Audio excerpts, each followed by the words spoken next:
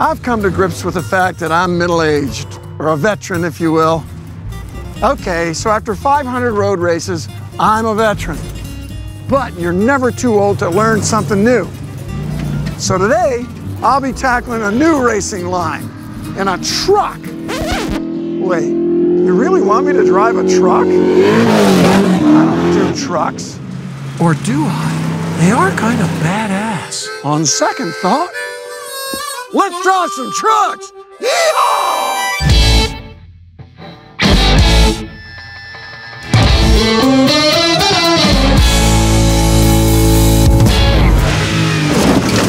This is kind of like riding a bucking bronco. And that's the biggest difference between a road vehicle and a truck. Instead of soaking up the minor imperfections of the road surface, trucks have to devour bodacious bumps, humps, and jumps. Wait, jumps?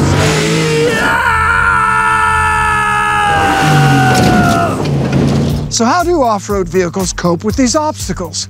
One way is with their suspension. On pavement, there is far more traction, and bumps measure a couple of inches.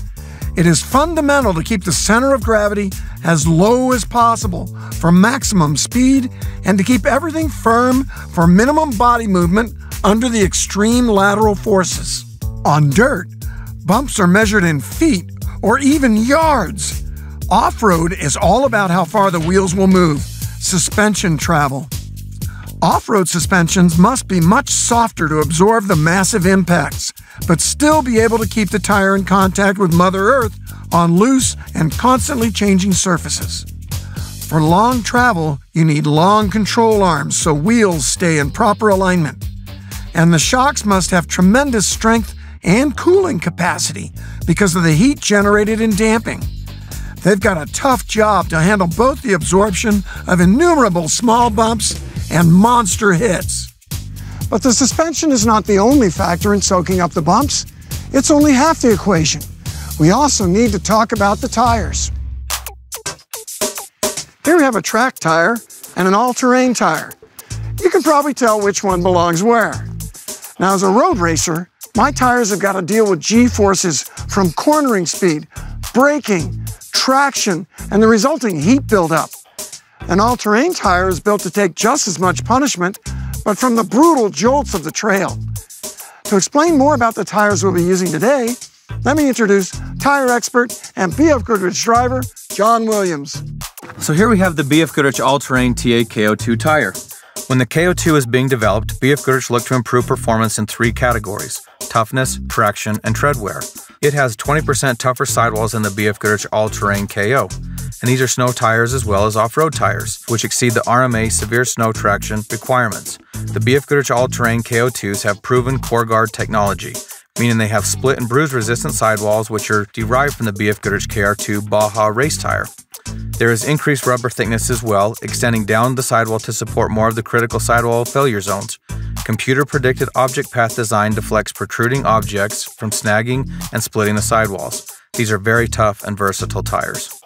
So now that we know all about the tires, let's go throw us some rooster tails.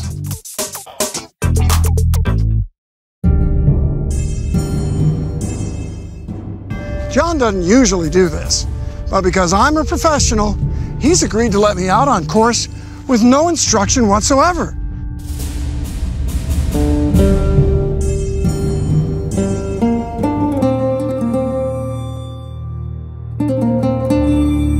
All right, Randy, let's see what you can do. All right, here we go in the dirt. Some serious wheel spin. Watch the jump. Woo! Well, you can definitely tell that he's a pavement driver. Breaking into the corner. Hit that nice apex. Looks like we'll have to work on corner entry and exit. Yike, new rollers. Up and down we go. Need to work on rhythm a little bit there, but that won't be too hard to fix. Back to the outside. Understeering pretty good again. Woo! Big jump, big jump. Not used to that action.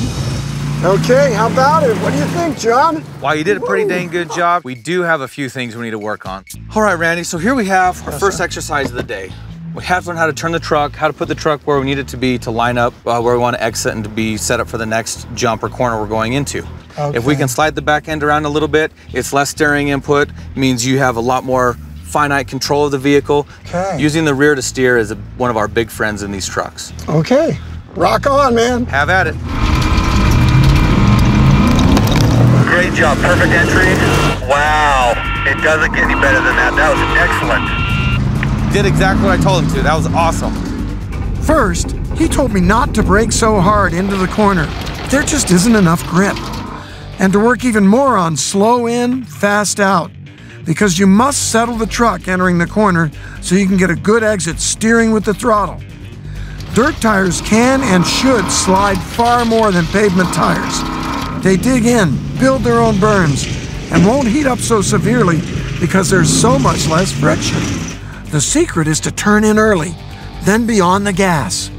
Unlike my pavement world, it's actually better to hang the tail out. And I like that. Very smooth. Nice work. Well, here we are at the roller section here on our short course. We're going to run through here 3 separate times at 20, 25, and 30.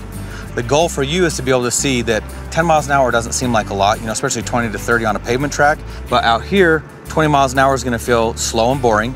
By the time 25 is gonna feel pretty solid. At 30, you're gonna be able to tell that you're kind of pushing it right on its limits where we're running out of suspension travel and there's just not enough truck left here to do it. And we do that to kind of get you started on feeling what does this truck feel like when it's being used at its capacity and what happens when you cross that line.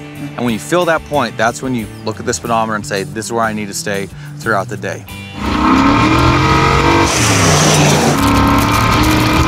Roller bumps, a whole new world. It's nuts, but I love it. John told me how to better navigate the rollers. Unlike road racers, race trucks leave the ground all the time. Throttle position has to adjust to it. It's very important to keep the nose up over the rollers skimming across the peaks.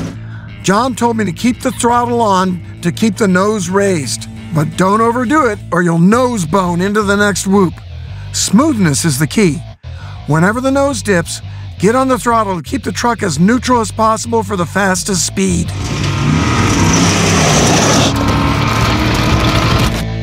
So Randy, that looked very, very good. It looked like you found the sweet spot for this Raptor where you were soaking those bumps up, using all the suspension travel, the truck looked super, super smooth. That's probably right at the limit. Now we're gonna move on to something a little bit more fun. Do you guys want to jump a truck? Hell yeah. Hell yes, that's what I'm talking about. I'm just loving it, man. The feeling of skimming across those rollers is so cool. This is just a bigger version of the rollers right through here. So you want to run down as hard as you can as your tires are cresting, come off the gas for a split second. As soon as the front tires roll over, get back on the throttle as hard as you can, and you're running the throttle all the way up the hill. So if I survive the big ones on the front straight, I get to do one more over there after turn one. It's your nice bonus. Sweet. Here goes nothing.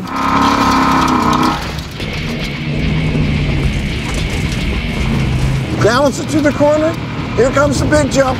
About 50 miles an hour. Oh yeah. Truck's working great. Looks like you're having a whole lot of fun. John assured me you gotta power into the air and keep the weight back, and steering must be straight upon landing or the truck will leap all over. He also assured me that on this course, there was no speed too fast for the jump in the Raptor. So Randy, it's such a great job driving the Raptor that I wanted to let you have that chance to drive the Pro Lite. Wow. A couple things to remember. It's like driving the Raptor at 120% all the time. Similar horsepower, half the weight, shorter track width, shorter wheelbase. It's a handful. It looks pretty wild. I can't wait.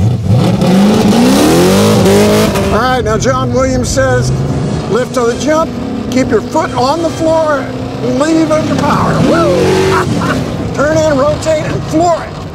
Use the brake to help turn the truck. Balance it to the corner. Here comes the big jump, about 50 miles an hour. Oh yeah, loving that. Look at that drift. Back to the left side. Watch the short table. Take it to the inside.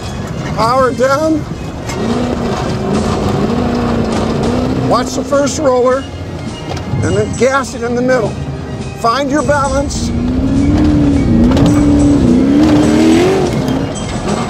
And throw it in, power down.